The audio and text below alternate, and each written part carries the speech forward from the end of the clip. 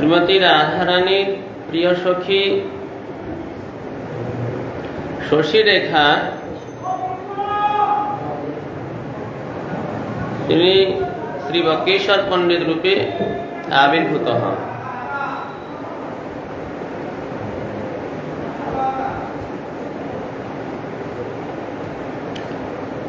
যিনি শ্রীকৃষ্ণ লীলায় চতুর্ভুজের অন্তর্গত অনিরুদ্ধ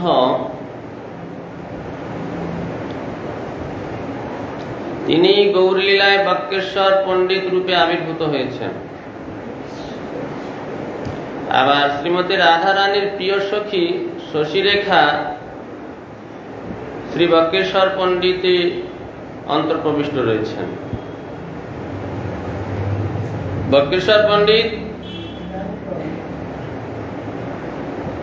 তার আবির্ভাব স্থান হল ত্রিবেণীর কাছে গুপ্তিপাড়া।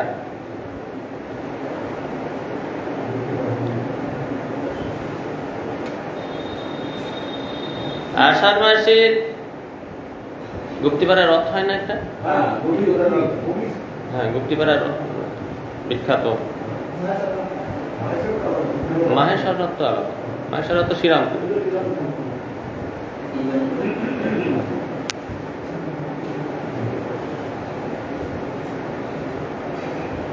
শ্রী বক্রেশ্বর পণ্ডিত আষাঢ়ী কৃষ্ণা পঞ্চমী তিথি অর্থাৎ স্নান যাত্রা পরে যে পঞ্চমী তিথি, সেই পঞ্চমী তিথিতে আবির্ভূত হয়েছিলেন। বক্রেশ্বর পণ্ডিত অদ্ভুত অলৌকিক শক্তি প্রকাশ করেছিলেন যে তিনি একভাবে 24 প্রহর, অষ্টপ্রহরে একদিন অর্থাৎ 3 ঘন্টায় 1 প্রহর, অষ্টপ্রহরে একদিন হয়, এইরকম 24 প্রহর অর্থাৎ নিরবধি 3 দিন পর্যন্ত নৃত্য করেছিলেন। অদ্ভুত অপ্রাকৃত শক্তির প্রভাবেই এমনটি সম্ভব হয়।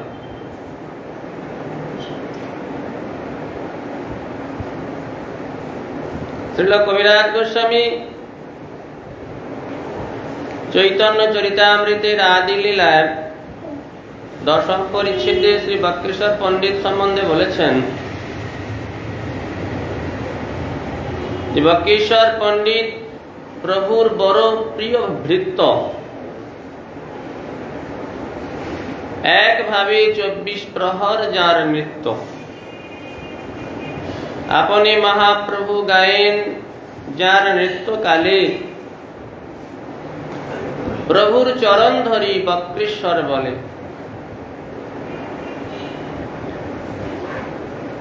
10 সহস্র গন্ধর্ব মোরে দেহ চন্দ্রমুখ, তারা গায় মুই নাচি তবে মোর সুখ। বক্রেশ্বর পণ্ডিত মহাপ্রভুর অত্যন্ত প্রিয় ভৃত্য।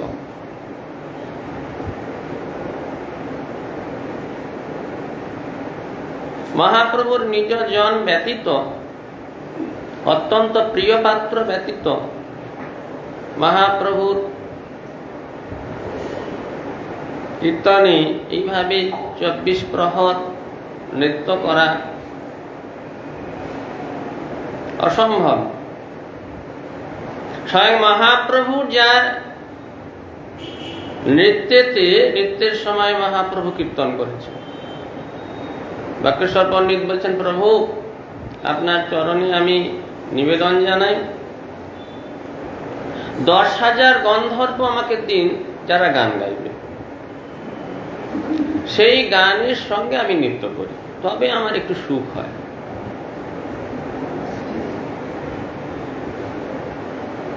ভগবানের অপ্রাকৃত লীলার যে পার্শ্বদগণ, তারা সকলেই অপ্রাকৃত। তাদের ক্রীড়া মুদ্রা আমাদের বাক্য বুদ্ধির অগোচর। আমরা সেই ঠাকুমার ঝুলির গল্পের মতো এই রকম অনেক গল্পের মতো অনেক মহাত্মাদের জীবনীগুলোকে অনুভব করার চেষ্টা করি। এটা একটা গল্প, এটা একটা ঘটনা, এটা পৌরাণিক একটা বিষয়, আদৌ তা নয়। শুদ্ধ ভক্ত এই সমস্ত লীলা বিশ্বাস করা তো দূরের কথা, তারা প্রত্যক্ষ দর্শন করেন। শুদ্ধ ভক্তের হৃদয়ে এই সমস্ত লীলা প্রকাশিত হয়, গাল গল্প নয়, বাতকে বাত নয়, কথার কথা নয়। অশুদ্ধ হৃদয়ে বিষয়াসক্ত চিত্ত এগুলো অনুভব করতে পারে না। তারা বলবে কখনো সম্ভব এক টানা 24 প্রহর 3 দিন যাবত নৃত্য করতে পারে কেউ? এইরকম। কিন্তু বক্রেশ্বর পণ্ডিত তাই করেছিলেন। হাজার হাজার বছর আগেকার কথা না, কিছুদিন আগেকার ঘটনা। আমাদের মাতৃভাষা বাংলা ভাষায় তা উল্লেখ করা হয়েছে। মহাপ্রভুর চরণ ধরে তিনি বলছেন, প্রভু আমাকে 10,000 গন্ধর্ব দান করুন, যারা কীর্তন করবে তাদের সঙ্গে আমি নৃত্য করব, তা নাহলে সুখ হয়। প্রভু বলেন, তুমি মোর পক্ষ এক শাখা, আকাশে উড়িয়া যাও, পাও আর পাখা। তুমি আমার শাখা,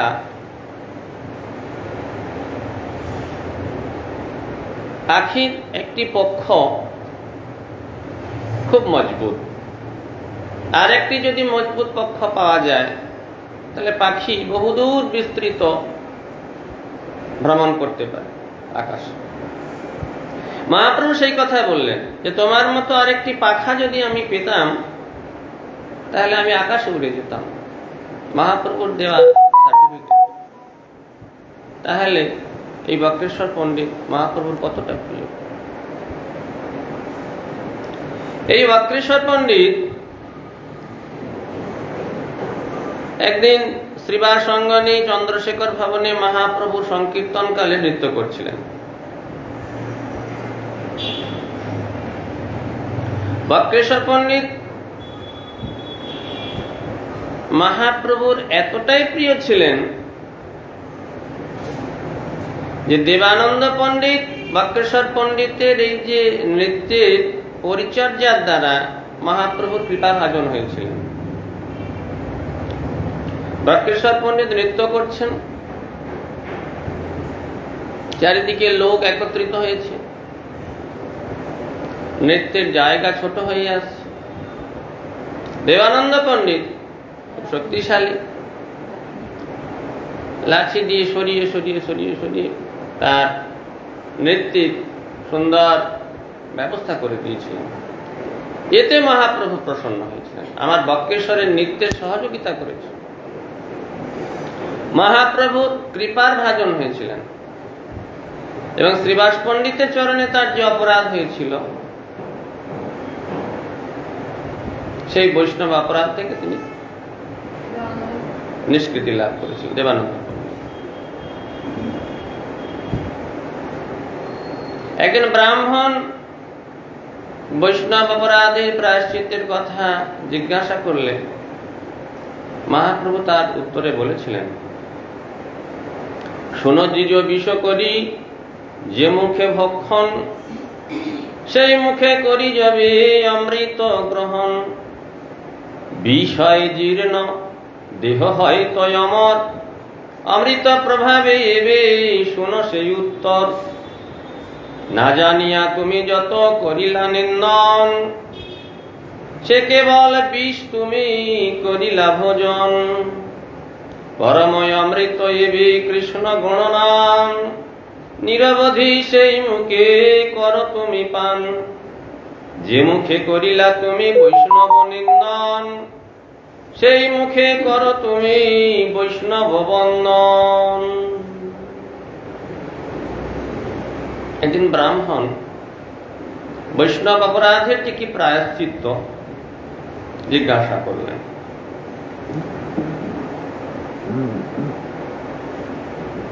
মহাপ্রভু তার উত্তরে বলেছিলেন, শোনো ব্রাহ্মণ,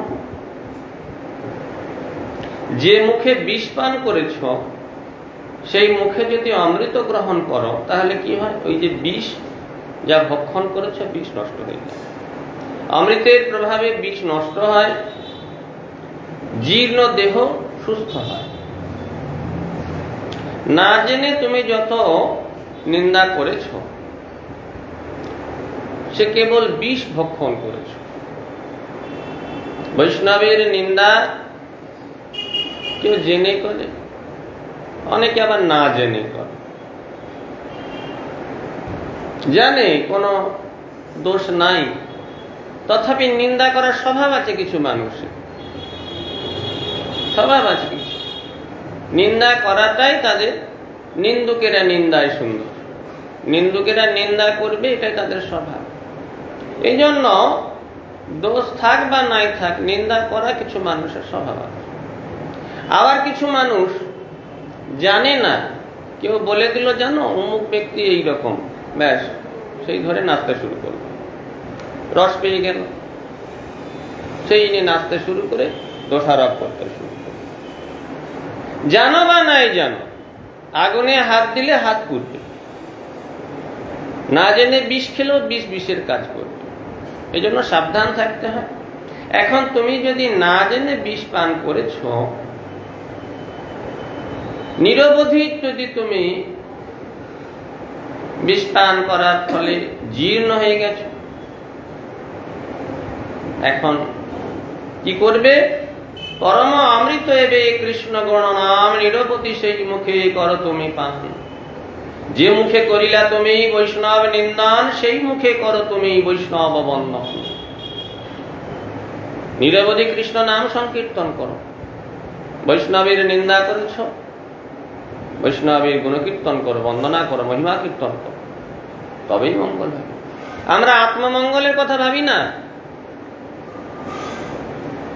আমরা জাগতিক কিছু রস আস্বাদনের জন্য নানাভাবে অপরাধের ভাগী হয়ে পড়ি। এই জন্য সাবধান হওয়া দরকার। সভা হইতে ভক্তির মহিমা বাড়াইয়া সঙ্গীত কবিত্ব বিপ্র কর তুমি গিয়া। কৃষ্ণ যশ পরমানন্দ অমৃতি তোমার, নিন্দা বিষ যত সব করিব সংহার।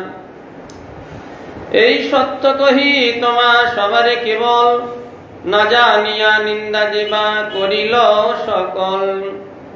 আর যদি নিন্দ কর্ম প্রভু না আচরে, নিরন্তর বিষ্ণু বৈষ্ণবের স্তুতি করে।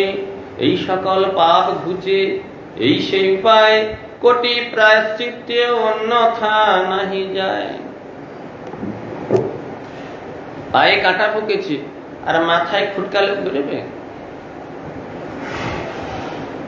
কাঁটাটা ফুটেছে পায়ে, আর দাঁত ফুটলে দাঁত দিয়ে বেরোবে না মাথা দিয়ে বেরোবে? পা দিয়ে বেরোবে। যে বৈষ্ণবের চরণে অপরাধ হয়, সেই বৈষ্ণবের মহিমা কীর্তনের দ্বারাই সেই অপরাধ স্খলন হয়। কৃষ্ণ কীর্তন, বৈষ্ণব মহিমা কীর্তন। আর যদি নিন্দ কর্ম কভু না আচরে, এইরকম নিন্দ কর্ম কভু করবে না।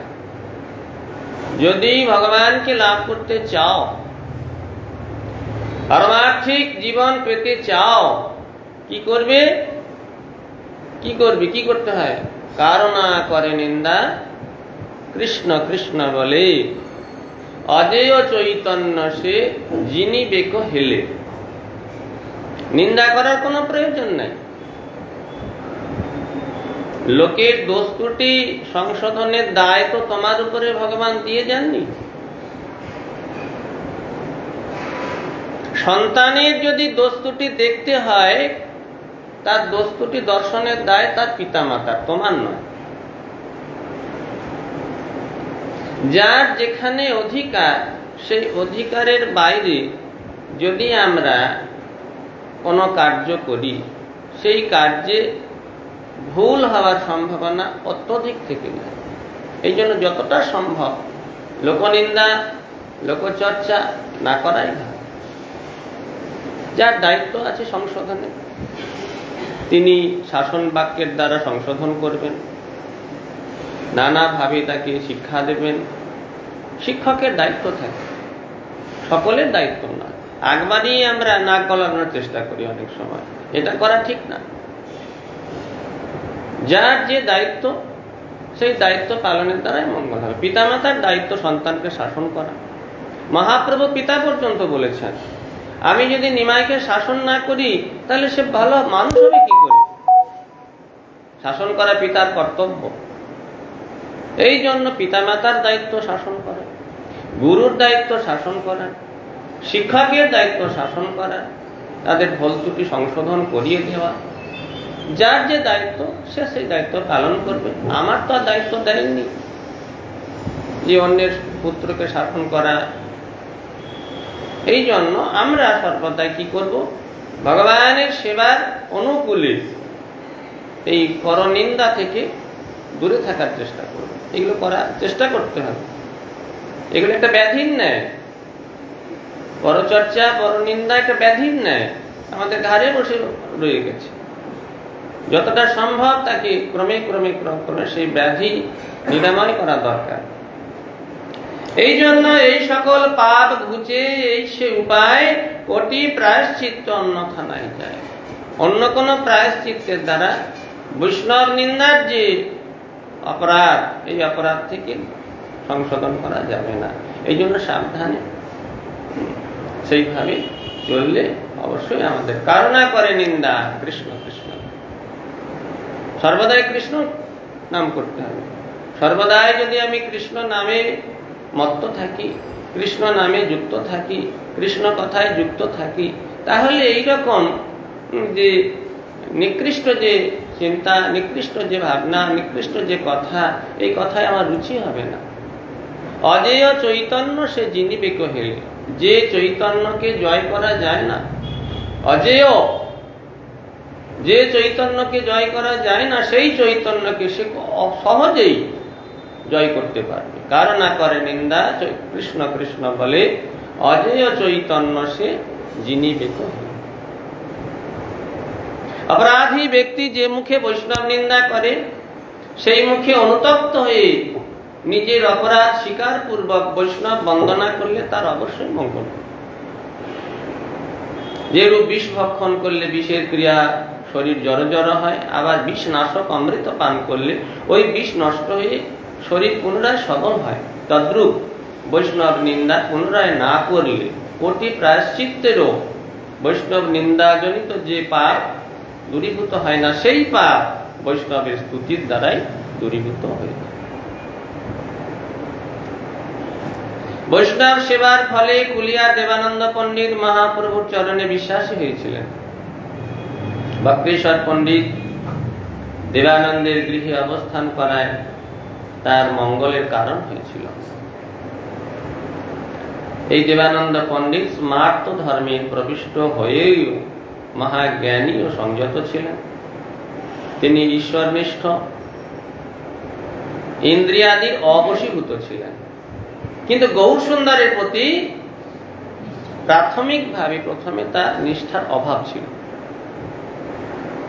এই বক্রেশ্বর পণ্ডিতের অনুগ্রহে তার সেই দুর্বুদ্ধি দূরীভূত হল। স্মার্ত ভাবনা ছিল, সংযত ছিলেন, ঈশ্বরনিষ্ঠ ছিলেন, কিন্তু মহাপ্রভুর প্রতি সেই দৃঢ় নিষ্ঠা ছিল না। এই যে বক্রেশ্বর মহাপ্রভুর নিজ জন, তার কৃপাতে, বৈষ্ণব কৃপা ব্যতীত কখনো বৈষ্ণবতা লাভ হয় না। আমরা যদি মনে করি যে আমার কিছু বৈষ্ণবতা আছে, বৈষ্ণবতার প্রতি আমার কিছু অনুরাগ রয়েছে, গৌর সুন্দরের প্রতি আমার প্রীতি আছে, গুরু গৌরাঙ্গের চরণে আমার শ্রদ্ধা রয়েছে, যদি মনে হয়, জানতে হবে সেটা বৈষ্ণব কৃপার ফল। বৈষ্ণব কৃপা ব্যতীত কখনো নিজের যোগ্যতায় বৈষ্ণবতা লাভ করা সম্ভব নয়। এই বক্রেশ্বর পণ্ডিত মহাপ্রভুর নিজজন পার্শ্বদ, তার কৃপাতেই দেবানন্দ পণ্ডিতের দুর্বুদ্ধি নাশ হয়েছিল মহাপ্রভু অত্যন্ত দয়ালু, তার দুর্বুদ্ধি দূর করে তাকে পরম করুণা করেছিলেন। বক্রেশ্বর পণ্ডিত চৈতন্য প্রিয় পাত্র, ব্রহ্মাণ্ড পবিত্র যার স্মরণেই মাত্র, নিরবধি কৃষ্ণ প্রেম বিগ্রহ বিহ্বল, যার নৃত্যে দেবাসুর মোহিত সকল। অত্যন্ত প্রিয় মহাপ্রভু, ব্রহ্মাণ্ড পবিত্র হয়ে যায় বক্রেশ্বর পণ্ডিতের স্মরণের দ্বারা। কতখানি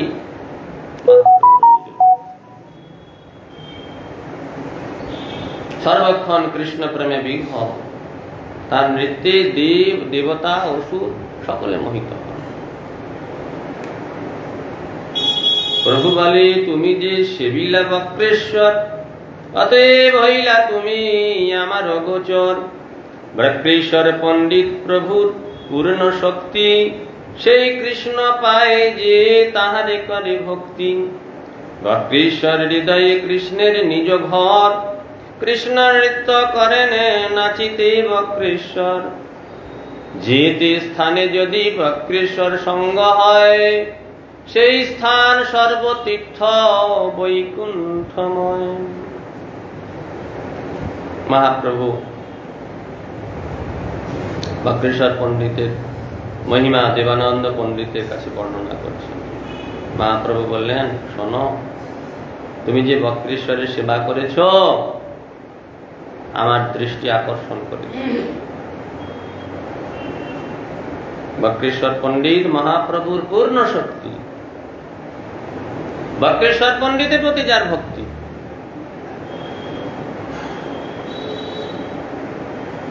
স্বয়ং কৃষ্ণ কৃপা লাভ করতে তার আর দেরি হয় না। কৃষ্ণের নিজ হৃদয়, ভগবানের প্রাণ স্বরূপ, হৃদয় স্বরূপ হলেন ভক্ত। আর ভক্তের হৃদয় খুঁজে দেখো, সেখানে ভগবান। বক্রেশ্বরের হৃদয়ে ভগবান সর্বদাই বিরাজ করছেন। ভগবানের হৃদয়ে বক্রেশ্বর সর্বদাই অবস্থান। কৃষ্ণ নৃত্য করেন নাচিতে বক্রেশ্বর। বক্রেশ্বর পণ্ডিত যখন নৃত্য করেন, স্বয়ং কৃষ্ণ নৃত্য করেন। বৈষ্ণবের কি মহিমা! শ্রীমান মহাপ্রভু দেবানন্দ পণ্ডিতের অপরাধ স্খলন করার পরে তাকে স্নেহাদ্র চিত্তে উপদেশ প্রদান করে বললেন, পণ্ডিত অভিমানী দাম্ভিকগণ ভাগবতের অর্থ বুঝতে পারে না। শরণাগতের নিকটেই ভাগবতের অর্থ প্রকাশিত। শরণাগত সরল সরল চিত্তে, জটিল দাম্ভিকতায়, পণ্ডিত অভিমানে কখনো ভগবানকে জানা যায় না। ভাগবতের প্রতিপাদ্য একমাত্র শুদ্ধ ভক্তি। গ্রন্থ ভাগবতকে ভক্ত ভাগবতের সঙ্গে অভিন্ন জেনে যিনি ভাগবত কীর্তন করেন, তারই পরম মঙ্গল লাভ। ভাগবত বুঝি হেন যার আছে জ্ঞান, সে না জানায় ভাগবতের প্রমাণ। অজ্ঞ হই ভাগবতী জিলয় শরণ, ভাগবত অর্থ তার হয় দর্শন। প্রেমময় ভাগবত শ্রীকৃষ্ণের অঙ্গ, তাহাতে কয়েন যত গোপ কৃষ্ণ রঙ্গ। বেদ শাস্ত্র পুরাণ কহিয়া বেদ অভ্যাস, তথাপি চিত্তের নাহি পায় ন প্রকাশ। যখন শ্রী ভাগবত জিহ্বায় স্ফুরিল, ততক্ষণে চিত্তবৃত্তি প্রসন্ন হইল। জ্ঞানের দ্বারা, বুদ্ধির দ্বারা, পাণ্ডিত্যের দ্বারা কখনো ভাগবতকে জানা যায় না। আমি ভাগবত বুঝি, এরকম যিনি মনে করেন, ভাগবত তার কাছে ধরা দেন না। অত্যন্ত বিনম্র সরল চিত্তে, আমি কিছু জানি না, আমি কিছু জানি না, এটা হলো ভক্তির প্রথম পদক্ষেপ। আমার কোনো যোগ্যতা নেই। এই জন্য ভক্তির যে সমস্ত অঙ্গগুলি মহাপ্রভু বর্ণনা করেছেন তার প্রথমেই বলেছেন আদৌ গুরু পদাশ্রয়। কেন না, আমি জানি না, আমি আমার যোগ্যতার দ্বারা কখনো ভগবানকে লাভ করতে পারবো না। দীক্ষার কথা প্রথমে বলেন নাই, প্রথমে গুরুপাদ পদ্ম আশ্রয়। আশ্রয় মানে তার চরণে আনকন্ডিশনালি সারেন্ডার, প্রণিপাত। প্রথমে শরণাগত হও, তবে তো দীক্ষা গ্রহণ করবে। দীক্ষা গ্রহণ মানে শুধু দুটো মন্ত্র কানে ঢুকিয়ে নেওয়া নয়। শরণাগত না হলে, গুরু পদাশ্রয় না হলে দীক্ষা হয় না। এই জন্য নিজের অভিমান পরিত্যাগ পূর্বক সরল চিত্তে, আমি বুঝি, আমি জানি, আমার কিছু জ্ঞান আছে, আমি জেনে নেব, আমার বুদ্ধির দ্বারা আমি ভাগবত বুঝে নেব, কখনো সম্ভব না। এই জন্য আদৌ গুরু পদাশ্রয়, দীক্ষা, গুরুর সেবন। প্রথম লাইনে এই তিনটি কথা বললেন মহাপ্রভু। গুরুপাদ পদ্মে প্রপত্তি, শরণাগতি, সারেন্ডার, আনকন্ডিশনালি সারেন্ডার। কি হবে? তখন গুরুদেব তোমাকে দীক্ষা দেবেন, তুমি দীক্ষা গ্রহণের যোগ্য। শরণাগতি ব্যতীত কখনো দীক্ষা গ্রহণের যোগ্যতা আসে না। তখন হলো দীক্ষা। আমি কিছু জানি না প্রভু, আমি অতিশয় দীন। মুখে বলি আমরা, অনেক সময় আমরা একটা বৈষ্ণবতার একটা প্রমাণ করার জন্য আমি বৈষ্ণব, এটা প্রমাণ করে না, আমার কোনো যোগ্যতা নেই, আমার কোনো যোগ্যতা নেই, এইরকম মুখে বলার কোনো মানে হয় না। যে সত্যিকারের জানে যে আমার কোনো যোগ্যতা নাই, তার ওই হৃদগত ভাব মহাপ্রভু দর্শন করেন। নিজেকে অযোগ্য বিচার করে গুরুপাদ পদ্মে দীক্ষা গ্রহণ করবে। গুরুপদাশ্রয় হলো দীক্ষা, গুরুর সেবন। এগুলো ভক্তি মার্গের সূচনা, শুরু হলো। এগুলি যদি ঠিক ঠিক না হয়, গোড়াটা যদি ঠিক, প্ল্যাটফর্ম যদি ঠিক না হয়, বেসমেন্ট যদি ঠিক না হয়, বিল্ডিং কি করে খাড়া হবে? প্রেমের তরঙ্গ বইবে যে হৃদয়ে, সে হৃদয়ের ভিতটা যদি ঠিক না হয়। এই জন্য গোড়াতে বলছেন নিজেকে অযোগ্য মনে করে, আমার কোনো যোগ্যতা নাই, শরণ গ্রহণ কর। অজ্ঞ হয় ভাগবতে যে লয় শরণ, ভাগবত অর্থ তার হয় দর্শন। পরম ভাগবত শ্রী গুরুপাদ পদ্ম আর গ্রন্থ ভাগবত এক করে দেখবে, ভক্ত ভাগবত আর গ্রন্থ ভাগবত।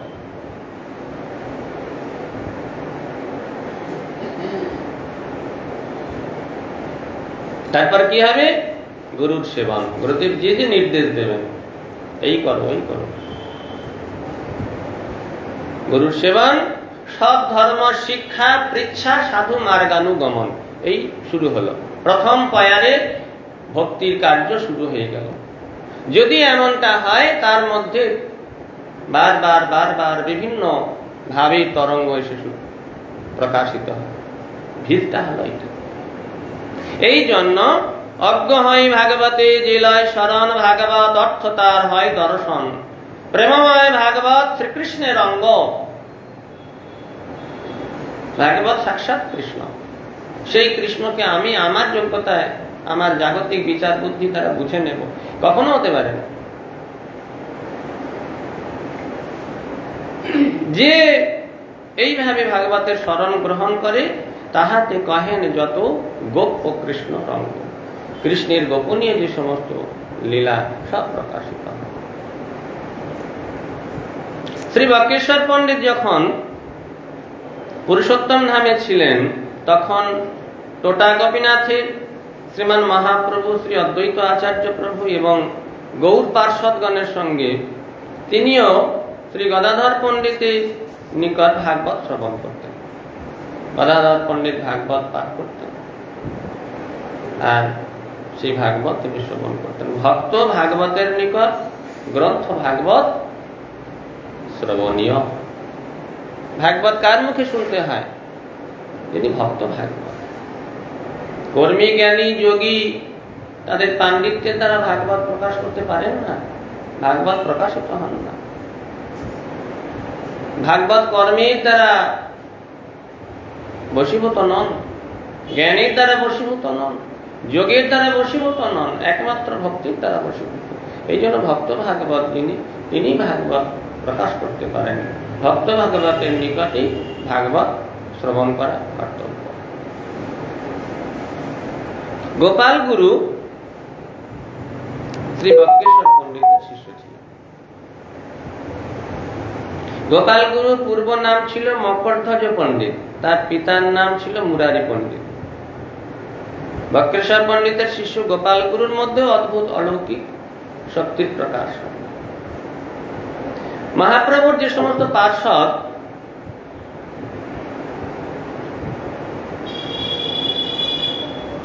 তৎপরবর্তীকালে যে সমস্ত মহাত্মাগণ, বৈষ্ণবগণ অবতীর্ণ হয়েছেন মহাপ্রভুর এই ধারায়, তাদের মধ্যে বহু বহু অলৌকিক সমস্ত যোগ্যতা প্রকাশিত হয়েছে।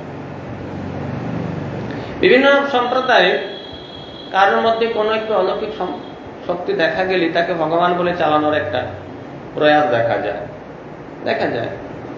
কারোর একটু অলৌকিক কিছু যোগ্যতা আছে, কারো মাথায় হাত দিয়ে কাউকে একবারে সমাধিস্থ করে দিল, ব্যাস আমার অমুকজন ভগবান।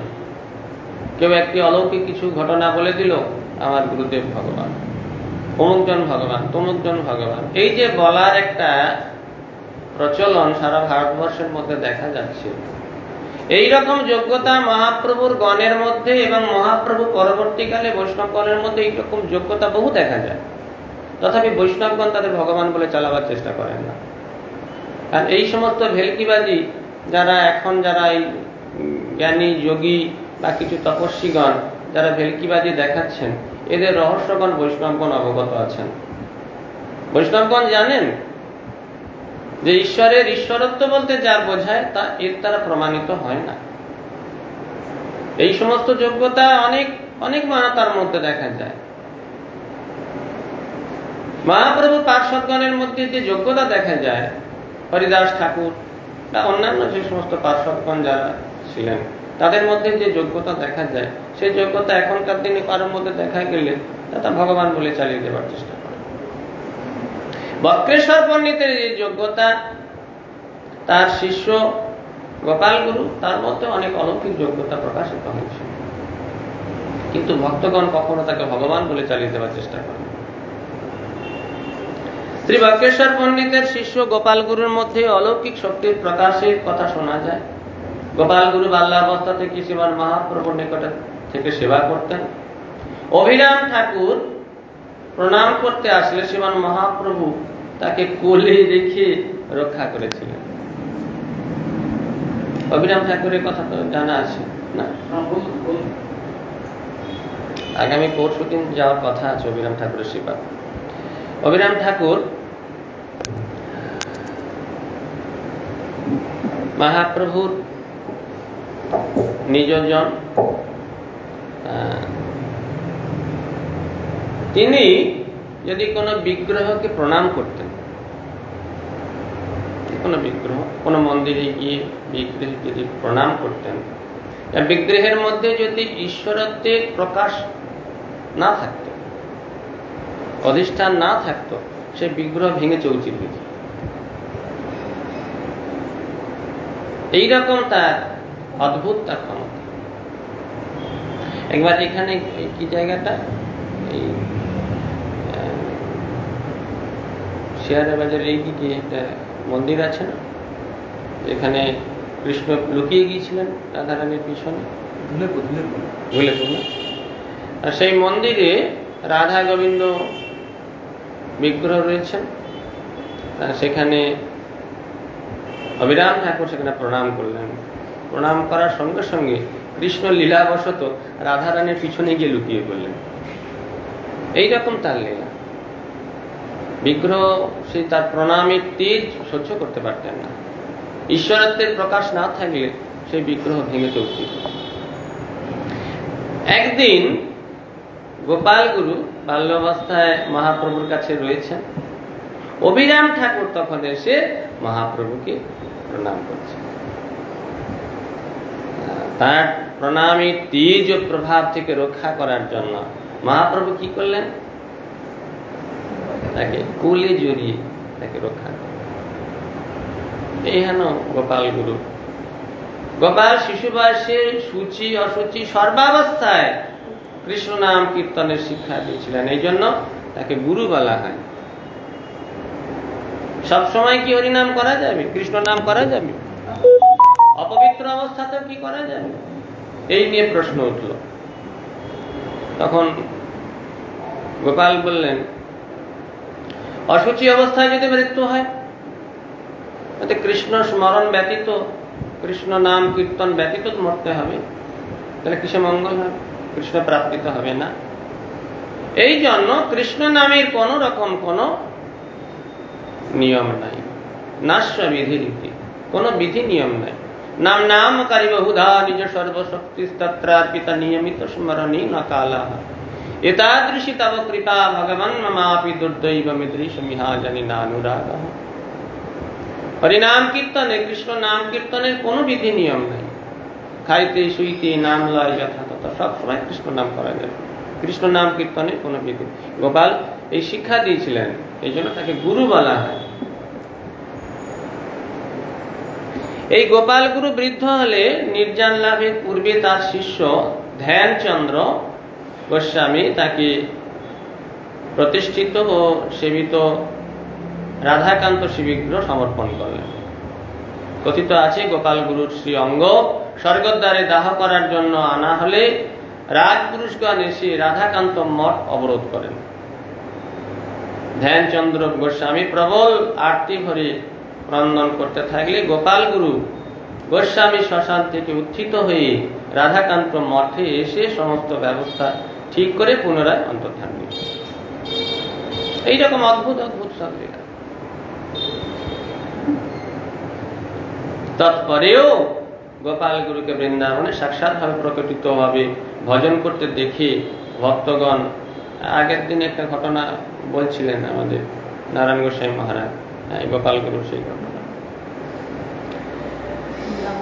হ্যাঁ, এইরকম অদ্ভুত অপ্রাকৃত লীলাময় যে গৌর সুন্দর, তার পার্শ্বগণ তদ্রূপ। মহাপ্রভু যেমন অদ্ভুত অপ্রাকৃত লীলার দ্বারা ভক্তগণকে আনন্দ প্রদান করেছেন, তার পার্শ্বগণ তদ্রূপ। তার অপ্রাকৃত লীলা অনুভব করতে গেলে সরল হৃদয়ে তাকে আস্বাদন করতে হয়। পুরীতে রথযাত্রাকালে যখন রথাগ্রে 7 সম্প্রদায়ের কীর্তন, তার মধ্যে চতুর্থ সম্প্রদায়ের কীর্তন ছিলেন গোবিন্দ ঘোষ। এই গোবিন্দ ঘোষের সম্প্রদায় নৃত্য করেছিলেন বক্রেশ্বর পণ্ডিত। চৈতন্য চরিতামৃতে বর্ণনা হয়েছে সুন্দরভাবে। শ্রী বক্রেশ্বর পণ্ডিত মহাপ্রভুর শাখা, আবার গদাধর পণ্ডিতের শাখাতেও গণিত হন। আজকের দিনে এই কৃষ্ণা পঞ্চমী, আষাঢ়ী কৃষ্ণা পঞ্চমী শ্রী বক্রেশ্বর পণ্ডিত আবির্ভূত হন। মহাপ্রভুর অত্যন্ত অত্যন্ত প্রিয় পাত্র।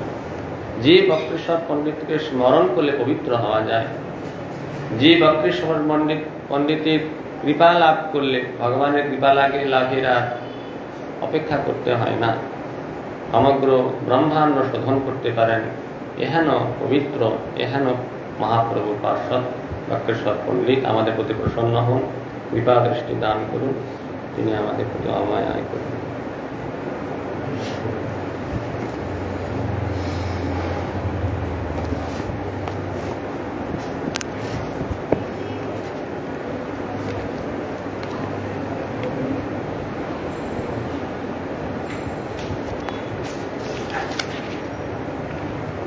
ভগবানের অবতার কথা বর্ণনা করলেন সংক্ষেপে। 1, 2, 3, 4 এই বলে বলে সমস্ত অবতারের কথা বর্ণনা হলো। একবিংশ অবতার, দ্বাবিংশ অবতার, কল্কি অবতার পর্যন্ত বর্ণনা করে বললেন ভগবানের অসংখ্য অবতার। সপ্ত সাগর ভগবান শ্রীহরি হতে অসংখ্য অবতার প্রকটিত হন। ভগবানের অবতার অবতারা হি অসংখ্যা হরি সত্য নিধের দ্বিজা। ভগবানের অসংখ্য অবতার, অনন্ত অবতার। ভগবান অনন্ত বিভু বস্তু, তার অবতারে এই বলার পরে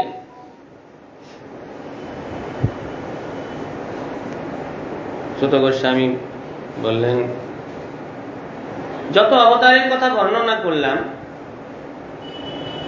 এতে চ অংশ কলা। পরম পুরুষ যে ভগবান, সে ভগবানের অংশ এবং কলা এই সমস্ত অবতারগণ। কিন্তু কৃষ্ণের যে কথা বললাম, কৃষ্ণস্তু ভগবান স্বয়ং। কৃষ্ণ অবতীর্ণ হয়েছেন জগতে, তিনি অংশ অবতার বা কলা অবতার নন, কৃষ্ণস্তু ভগবান স্বয়ং। সেই ভগবান যুগে যুগে অবতীর্ণ হন। যদা যদা হি ধর্মস্য গ্লানির্ভবতি ভারত। যখন অধর্মের অভ্যুত্থান হয়, ধর্মের গ্লানি হয়, সাধুগণকে রক্ষা করার জন্য, দুষ্কৃতগণকে নাশ করার জন্য, ধর্ম সংস্থাপনের জন্য ভগবান অবতীর্ণ হন যুগে যুগে। ইন্দ্রারি ব্যাকুলং লোকং মৃয়য়ন্তি যুগে, ভগবান অবতীর্ণ। সেই যে ভগবান, ভগবানের কথা গুহ্য, অত্যন্ত গোপন। জন্ম কর্ম চমে দিব্যম যবেত্তি তত্ত্ব। এই যে গুহ্য তত্ত্ব, জন্ম কর্ম, যিনি অবগত হন, তাকে আর এই পৃথিবীতে এসে দুঃখ কষ্ট ভোগ করতে হয়, দ্বিতীয়বার পৃথিবীতে অবতীর্ণ হতে হয় না। অত্যন্ত গুরুর রহস্যময় ভগবানের অবতার। আমরা যেমন আবির্ভূত হই, আমরা যেমন জন্ম গ্রহণ করি, আমরা যেমন জন্মায় মৃত্যুবরণ করি, ভগবানের এই রকমটা নয়। এটা যিনি তত্ত্ব তো জানেন, শুধু শুনে জানা নয়। অধিকাংশ ক্ষেত্রে ভগবানের লীলা কথা, মহিমা কথা আমরা শুনে অবগত হই, কিন্তু তত্ত্ব তো যিনি অবগত হন, যে ব্যক্তি তত্ত্বতঃ, যিনি তত্ত্বত সেই ভগবানকে জানেন, ভগবানের জন্মকর্মের রহস্য জানেন, তাকে আর দ্বিতীয়বার অবতীর্ণ হতে, আবির্ভূত হতে হয় না, জন্মগ্রহণ করতে হয় না। এখানেও সে কথা বলেছেন, জন্ম গুহ্যং ভগবত জয়ে তৎপ্রয়ত নরঃ। ভগবানের এই যে গুরু তত্ত্ব যিনি অবগত হন, সকালে এবং সন্ধ্যায় যিনি এটা চিন্তা করেন, বারবার দুঃখ কষ্টের যে যাওয়া আসা, এর থেকে তিনি মুক্ত হয়ে যান। এইরকম ভগবানের অদ্ভুত অপ্রাকৃত লীলা সাধারণ মানুষ এটাকে অনুভব করতে পারে না, জানতে পারে না।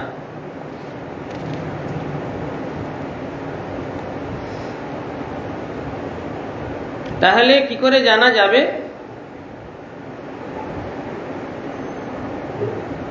যদ্দেশ পরতা দেবী মায়া বৈশারদীমতি সম্পন্ন এবেতি বিদুর মহিমিনী সে মহীয়তে।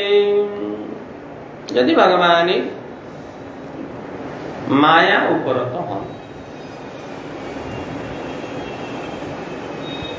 ভগবানের যে মায়া, মায়ার দ্বারা সমস্ত জগৎ মোহিত হয়ে যাচ্ছে, নিজেকে জানতে পারে না, ভগবানকে জানতে পারে না, মোহমুক্ত হতে পারে না। এইরকম মোহগ্রস্ত অবিদ্যাগ্রস্ত ব্যক্তি ভগবানকে জানবে কি করে? যদি মায়া তাহারে ছাড়য়, মায়া যদি তাকে ছাড়ে, তখন একমাত্র ভগবানকে জানে। তখন কি হয়? বৈশারদী মতি, বিশেষ সার দানকারী মতি তার প্রকাশিত হয়। কি লাইনটা? মায়া তাহারে ছাড়ায়, কৃষ্ণের করে গুরুর সেবন, মায়া জাল ছোটে তার পায় কৃষ্ণের চরণ। তাতে কৃষ্ণ ভজে করে গুরুর সেবন, মায়া জাল ছুটে পায় কৃষ্ণের। তাতে কৃষ্ণ ভজে, কৃষ্ণ ভজনে কৃষ্ণ সেবা যে সমস্ত ঠিক ঠিক ভাবে করে গুরুর সেবন, গুরুদেবের সেবা, অর্থাৎ গুরবানুগত্যে কৃষ্ণ ভজন, মায়া জাল ছুটে, মায়ার জালে আবদ্ধ হয়ে পড়ে আছে, এপাশে ফিরাচ্ছি ওপাশে ফিরাচ্ছি, মায়া জাল ছুটে। নিজের চেষ্টায় মায়া থেকে মুক্ত হওয়া যায় না, মায়ারে করিয়া জয় ছাড়ানো না যায়। গায়ের জোরে মায়াকে ছাড়ানো যাবে না। গুরবানুগত্যে স্বতন্ত্রতা পরিত্যাগ পূর্ব গুরবানুগত্যে যদি হরি আরাধনা হয়, তখন মায়া জাল ছুটে পায় কৃষ্ণ। তখন কি হবে? তখন ওই রকম তার যোগ্যতার লাভ হবে। তখন নিজের যে স্বরূপটা, বাস্তব যে স্বরূপ, এই স্বরূপটা জানতে পারবে। আমার যে নিজেকে শরীর মনে করা, মন বুদ্ধি অহংকারে আবৃত হয়ে থাকা, ইন্দ্রিয়াদির দ্বারা মোহিত হওয়া, এই যে একটা আমার নিজেকে মনে করা, এইটা তখন দূরীভূত হয়। বাস্তব যে স্বরূপ, ওই স্বরূপটা জানা যাবে। পরমানন্দ যে স্বরূপ, ওই স্বরূপে তখন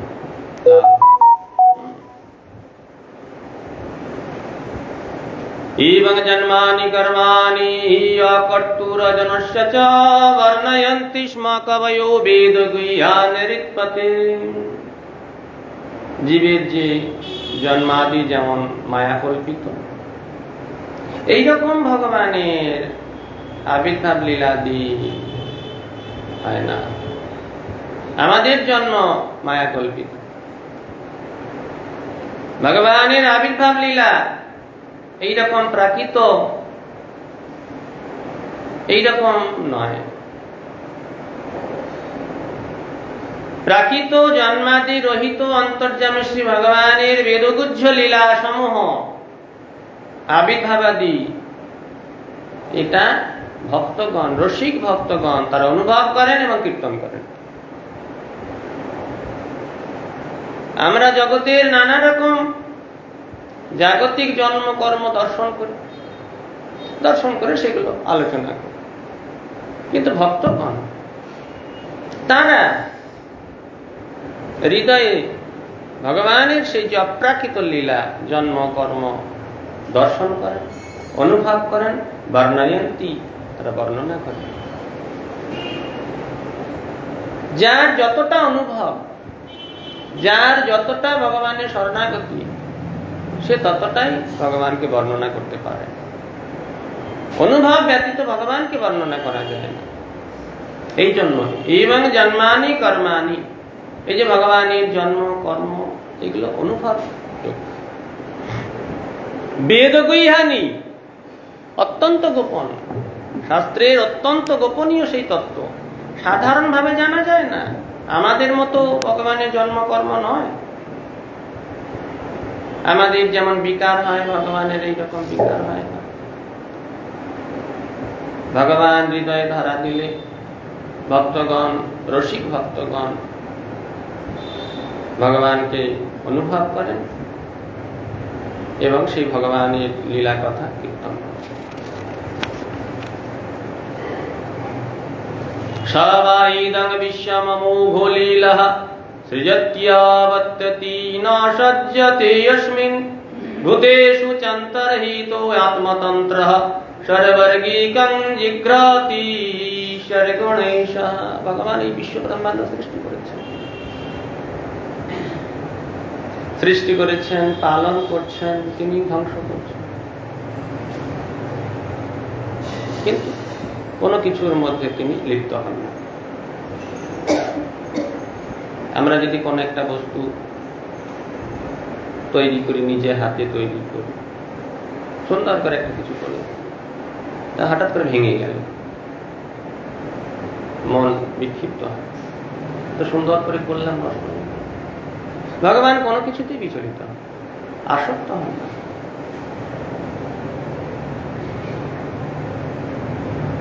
ভগবান বিশ্ব সৃষ্টি করেন, সৃজতি, ভগবান সৃষ্টি করেন, এটাকে পালন করেন, অবতি এটাকে পালন করেন, অতি ধ্বংস করে দেন, সব করে যাচ্ছেন, কিন্তু ন সজ্জাতে, আসক্ত হন। এটাই তো ঈশ্বরের ঈশ্বরত্ব। প্রকৃতিস্থপি তদ্গুণই, প্রকৃতির মধ্যে রয়েছেন কিন্তু প্রকৃতির গুণের দ্বারা তিনি আবদ্ধ। এটা ঈশ্বর শৈশব।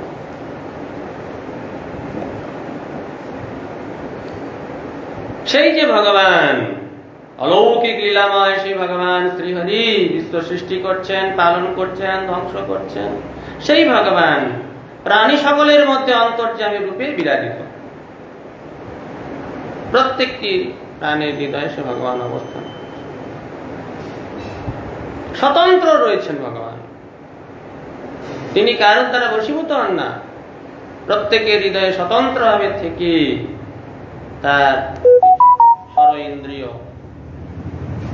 ইন্দ্রিয়ের যে বিষয়, সে বিষয় গ্রহণ করাচ্ছেন।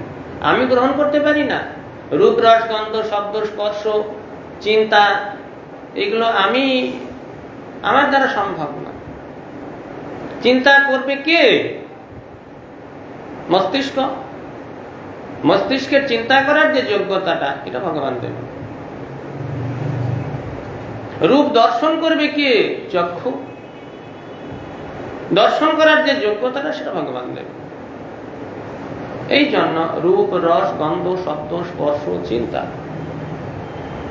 এর যাবতীয় জীবকে ভোগ করান ভগবান অন্তর্যামী রূপে হৃদয়ে থেকে। এই সমস্ত ষড় ইন্দ্রিয়ের বিষয় জীবকে ভোগ করাচ্ছেন, কিন্তু ভগবান তাকে আবিষ্ট হন না। সমস্ত কার্যে ছয়টি ইন্দ্রিয়ের যে নিয়ন্তা ভগবান শ্রীহরি, ঋষিকেশ, ঋষিকানাম ঈশ, সেই যে ভগবান সমস্ত কার্যের মধ্যে অবস্থান করছেন, কিন্তু কোন কার্যে তিনি আসক্ত হন না, কোন কার্যের মধ্যে তিনি যুক্ত হন না। কেন ভগবান ন চাস্য কশ্চিন নিপুণেন ধাতুরবৈতি জন্তুকু মনীষায়ুতিঃ নামানি রূপানি মনোবচোভি সংতন্যতো নটো চর্যামি বাগ্যহং।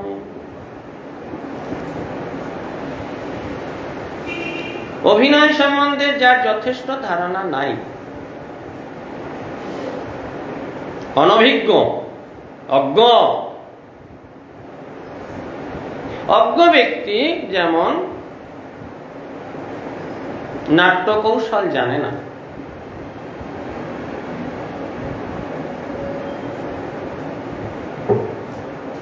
রাজপুত্র ভিখারির অভিনয় করলেও রাজপুত্র রাজপুত্রই, রাজপুত্রের অভাব নাই। রাজপুত্র মলিন বস্ত্র পরিধান করলেও রাজপুত্রের বস্ত্রের অভাব নাই।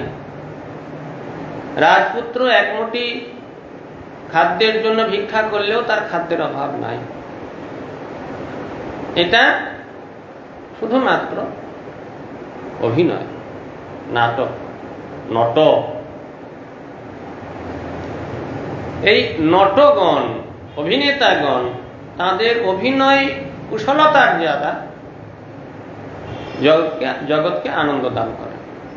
লীলাময় ভগবান শ্রীহরি তার অনন্ত লীলার দ্বারা ভক্তগণকে আনন্দ প্রদান করেন এবং নিজ পার্শ্বদগণ সহ তিনি এই লীলা আস্বাদন করেন। এ বিষয়ে যিনি অনভিজ্ঞ, তিনি কখনো সেই ভগবানের লীলা বুঝতে সমর্থ নন। কোন কুবুদ্ধি জীব মন এবং বাক্যের দ্বারা, বুদ্ধি কুতর্কের দ্বারা ভগবানের এই যে নাম রূপাদির যে লীলা, এই লীলা অবগত হতে পারে না।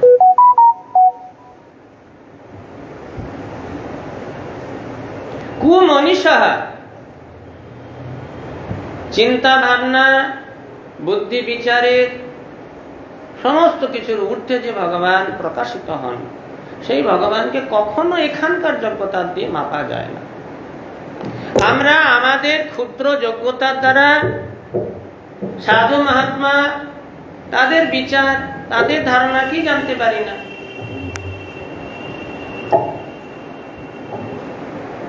সেই যোগ্যতা, সেই বুদ্ধির দ্বারা আমরা ভগবানকে মেপে ফেলব, হয় কখন হতে পারে না। ক্ষুদ্র বুদ্ধির দ্বারা ক্ষুদ্র বস্তুই মাপা যায়, বিভু বস্তুকে মাপা যায় না।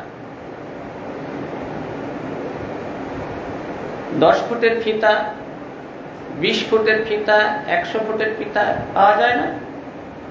গোল গোল করে পাওয়া যায়। 100 ফুট, 150 ফুট, 200 ফুট সব ফিতা পাওয়া যায়। তা সেই ফিতা দিয়ে আমি সমুদ্র মাপবো না মহাকাশ মাপবো? ফিতা ধরে সমুদ্র মাপতে পারবো?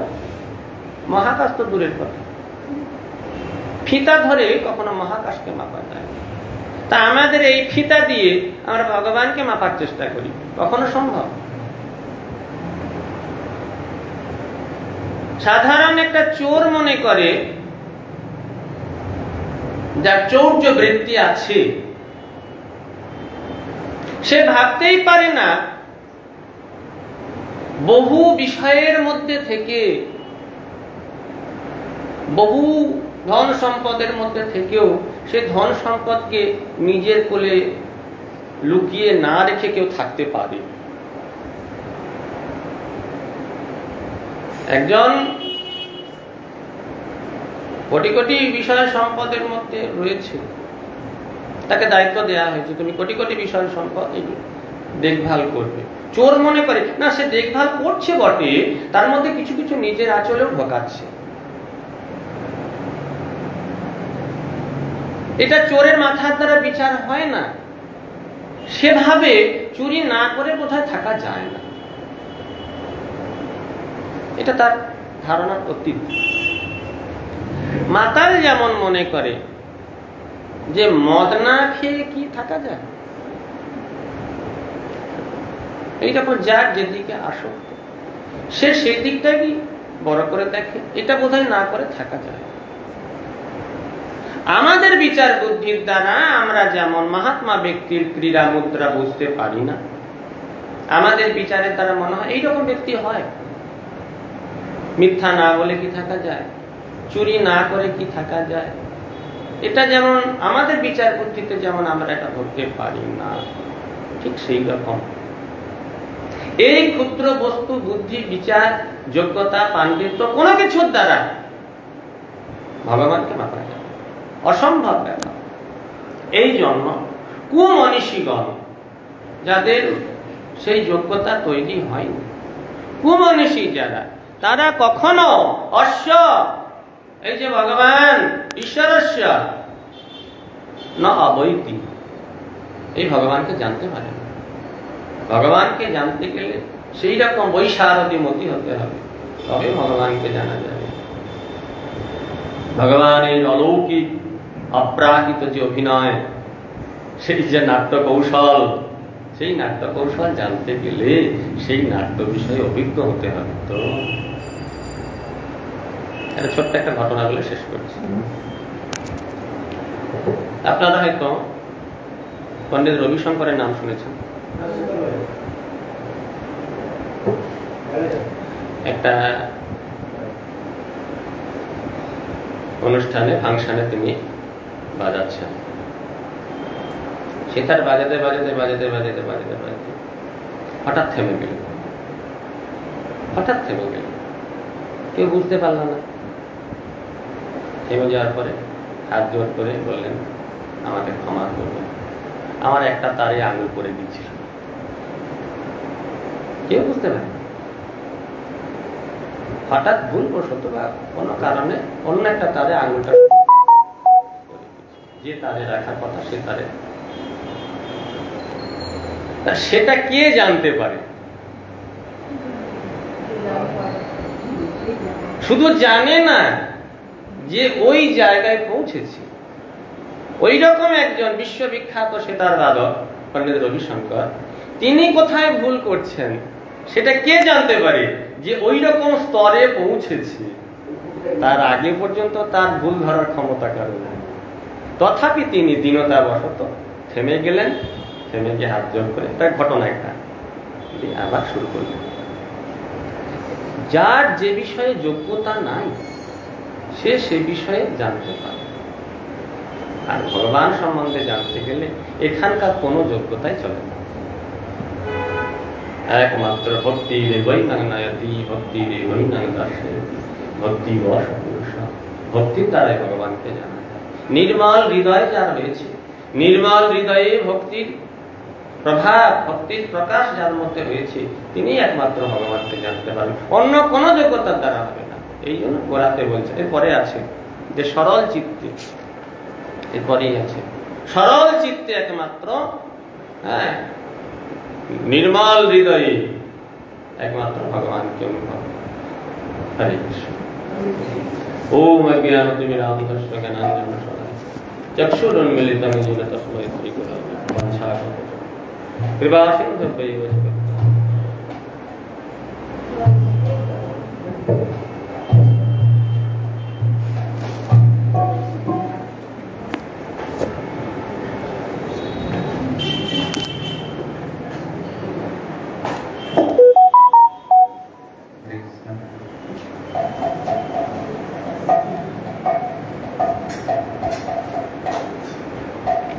কি রূপে পাইব সেবা মই দুরাচার,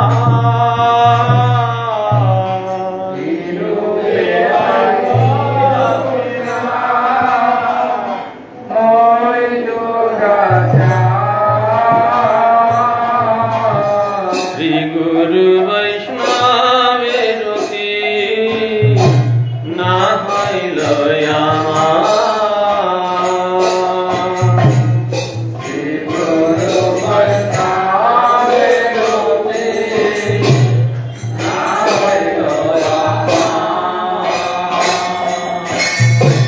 শ্রী গুরু বৈষ্ণবের রতি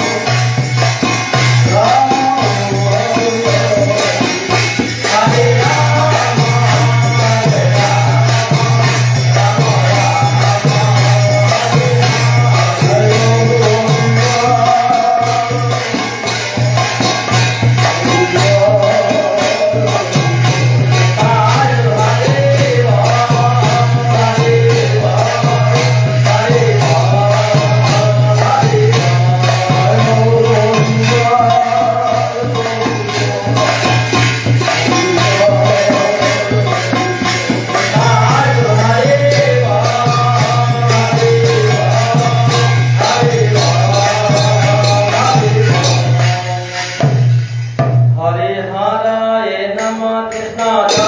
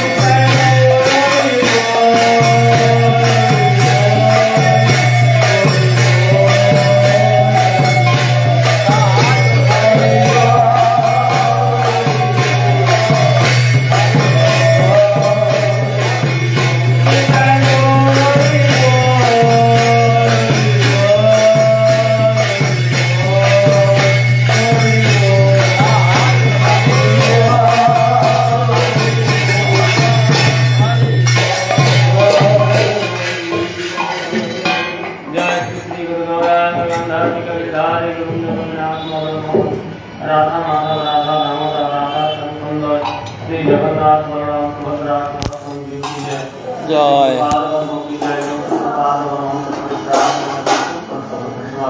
भक्ति जीवन आचार्य गोस्वामी गुरु महाराज की जय जय विष्णुपाद